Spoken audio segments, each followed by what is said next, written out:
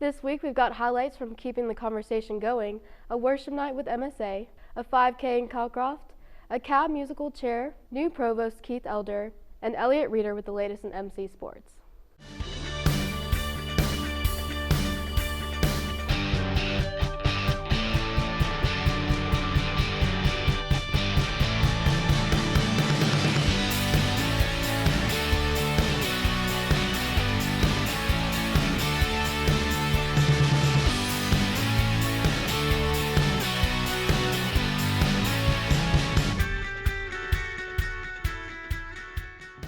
Hello and welcome to a new episode of MCTV. I'm Nisa Trevino. Let's get to the news. The Multicultural Student Association hosted a panel last Tuesday night in the MedSci building in honor of Black History Month. Students got to hear different perspectives from professors and students on campus. To conclude the Cultural Explosion Month, MSA held a night of worship on Thursday in FBC Chapel, where the event featured the MC Gospel Collective, prayers in different languages, and a word from Dr. Stephanie Henderson. We are a month out from the finish line for the Spine 5K run and walk in Calcroft that's going to benefit the Wilson Research Foundation at the Methodist Rehabilitation Center. They need 100 runners. Registration will begin on April 4th at 7 a.m. until 7:45. If you have any questions, you can email Lauren Warwick at lwarwick@mc.edu. And finally, CAB hosted a musical chair event outside of the CAF on Monday, where MC students participated in the chance to win prizes of a $250 gift card to Chick-fil-A, 100 points added to their student ID, and a parking space for 2 weeks. Congratulations to the winners. Faculty and staff held a reception earlier this week to welcome new Provost Keith Elder to the campus of MC. Keith Elder attended University of Alabama and experienced a great mentorship program. He has learned the importance of mentorship, and now he wants to exhibit the same at Mississippi College. Welcome to our campus. And now we turn to Elliot Reeder with the latest in MC sports. Elliot? Thanks. It was a very busy week in Choctaw athletics, so let's dive in. The women's basketball team went into last Saturday against West Alabama with a chance to control their own destiny in terms of making the GSE tournament. A win would put the Lady Choctaws in their first tournament since 1995. The Lady Choctaws went on a 13-4 run late in the first quarter and early in the second quarter to take a 29-20 lead. MC would lead 40-35 at halftime. Then Mo Hurst would have a great second half as Lady Choctaws would go on to get the needed 70-62 win to qualify for the GSE tournament as the 7th seed. Hurst finished with 18 points while Coco Hobson had a double-double with 13 points and 12 rebounds. Then yesterday, the Lady Choctaws would travel to Cleveland, Tennessee to take on the 2 seed in the tournament in Lee University. A rough second quarter saw the Lady Choctaws trail by 23 at halftime, but MC would make a comeback as they outscored Lee 20-6 in the third quarter and eventually trimmed the lead to 7 early in the fourth, but the valiant comeback attempt fell short as Lee pulled away late as the Lady Choctaws fell 72-55. Hurst led the team with a double-double with 15 points and 13 rebounds. The Lady Choctaws finish up the year 13-14 overall after going 10-10 in conference play in the regular season. MC finished the year winning 5 of their final 7 games of the season. Zaria Matthews led MC in scoring for the year with 14.5 points per game. Hobson was the team's leading rebounder with 8 per game.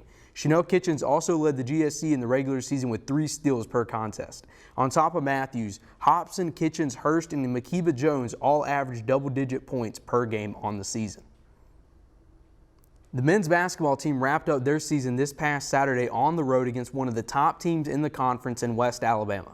It was a rough first half for the Choctaws as they trailed 55-21 at halftime, but MC played a lot better in the second half as they scored 41 points after the break. The Choctaws eventually fell 91-62.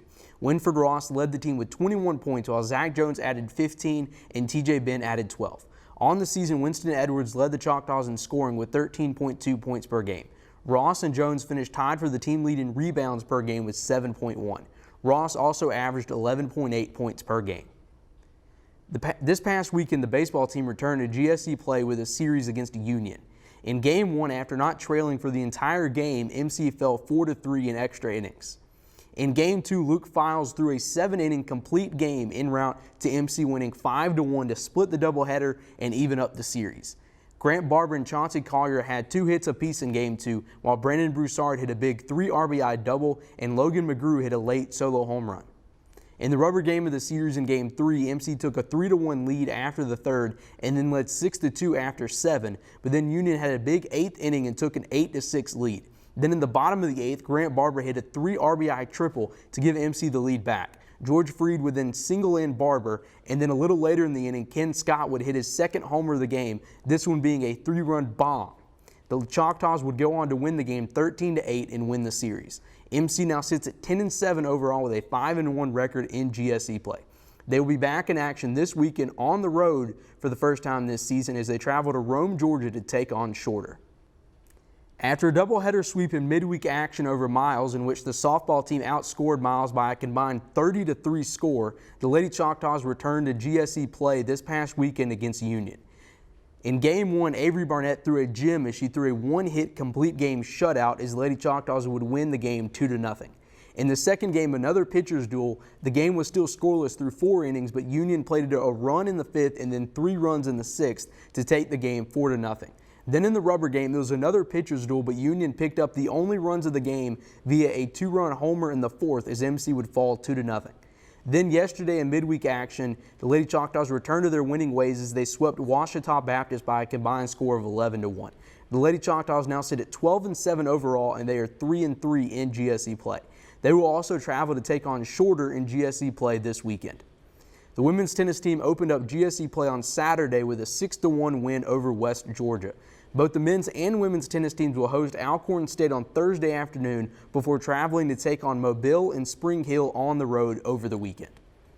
The track and field teams competed at 2 different events over the weekend. At the Millsaps Outdoor Season Opener, MC took 12 different event titles. Several competitors also competed at a last chance qualifier for Indoor Nationals in Houston. The teams will be hosting the Mississippi College Outdoor Season Opener this Saturday here at the campus of Mississippi College. Full results can be found on GoChoctaws.com.